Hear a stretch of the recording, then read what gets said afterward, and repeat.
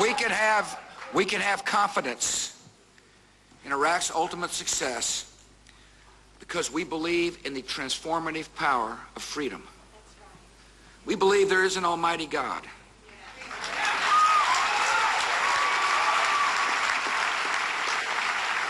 And a gift of that Almighty to every man, woman, and child on the face of this earth is freedom. We have seen that free societies become peaceful societies. We know that a free Iraq will be a friend of America, an ally in this war against the extremists, and a source of hope and stability in a dangerous part of the world.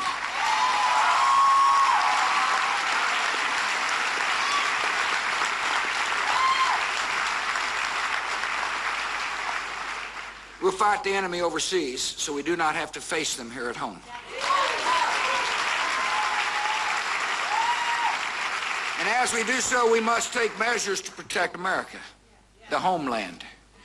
We must give our intelligence officials the tools they need to uncover terrorist plots and prevent new attacks.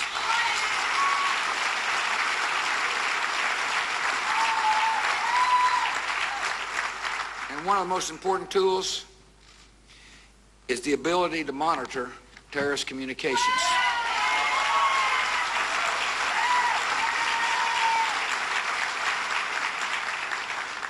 Our most important job is to protect the American people. In order to do that job, we need to know who the terrorists are talking to. We need to know what they're saying. We need to know what they're planning. And so Congress passed the Protect America Act. This law modernized an outdated surveillance law and closed dangerous gaps in our intelligence. Now, critics had a different view. One liberal interest group called the law an end run around the Constitution. Others falsely claimed law enforcement officials wanted to spy on Americans. Still another summed up the initiative as, quote, a groupthink travesty. We countered those critics, and we stood our ground. Our ability to monitor the communications of terrorists overseas has helped us gain crucial elements on terrorist cells and helped keep our country safe.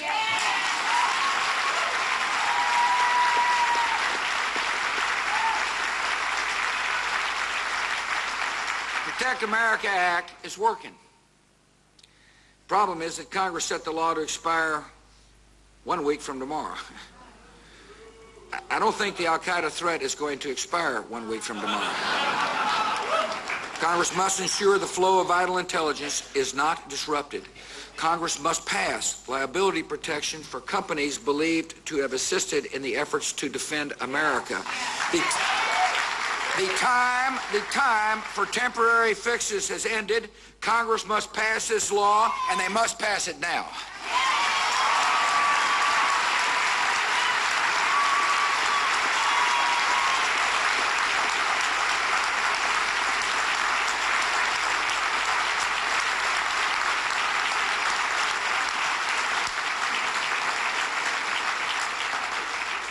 On matters of war and peace, we have taken the fight to our enemies abroad, and we are defending our people here at home. We're standing with new partners in Afghanistan and Iraq to help them build free nations. We refused to yield when the going got tough, and when the history of our actions is written, it will show that we were right.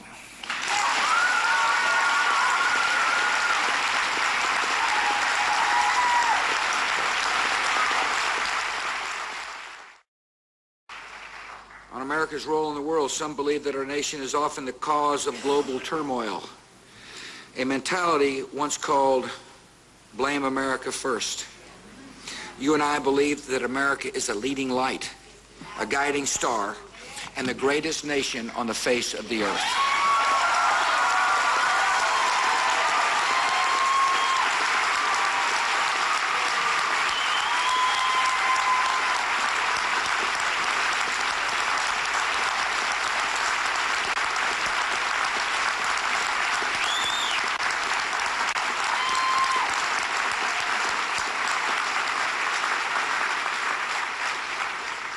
See, I know of America's greatness because I get to see it up close, and it is a privilege to see it up close.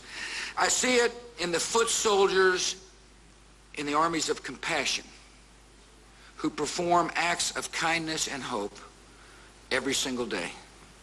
I see it in the courage of ordinary citizens like those who rushed toward danger when the Twin Towers fell and our Pentagon burned.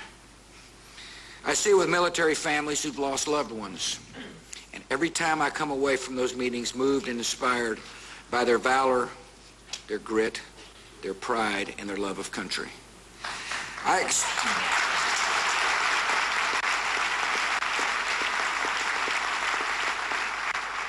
see it when I exchange salutes with the finest young men and women our country has ever known.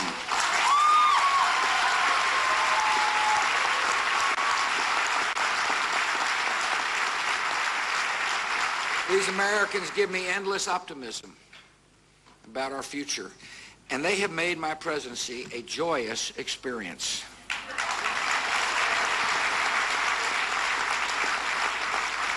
You know, since I've come to Washington, I've been reading a lot of history. Laura notes it's probably because I'm making up for lost time.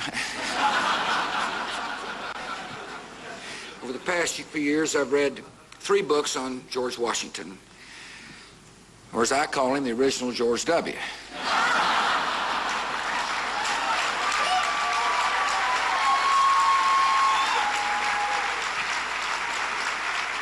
It is interesting to me that they're still analyzing the record of our first president. My attitude is if they're still analyzing number 1, 43 doesn't need to worry about it.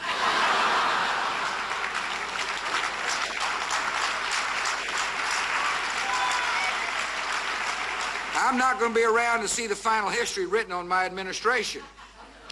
The truth is, history's verdict takes time to reveal itself. But we don't have to wait for history on one thing. In the year ahead, the pundits, the so-called experts, commentator, analysts will offer more gloomy predictions and more big government solutions. And when they do, let us remember their record. This is a group that is seldom correct, but never in doubt.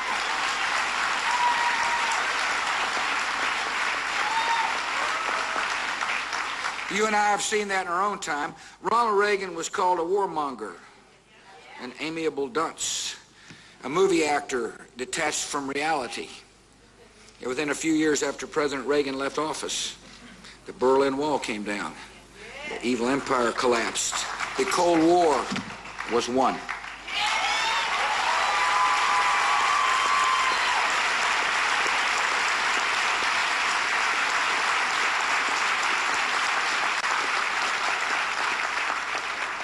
And over the years, a strange thing has happened. A lot of people who spent the 1980s criticizing President Reagan now tell us they were with him all along. You were with him all along.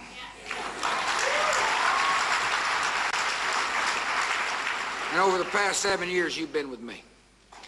I appreciate your support.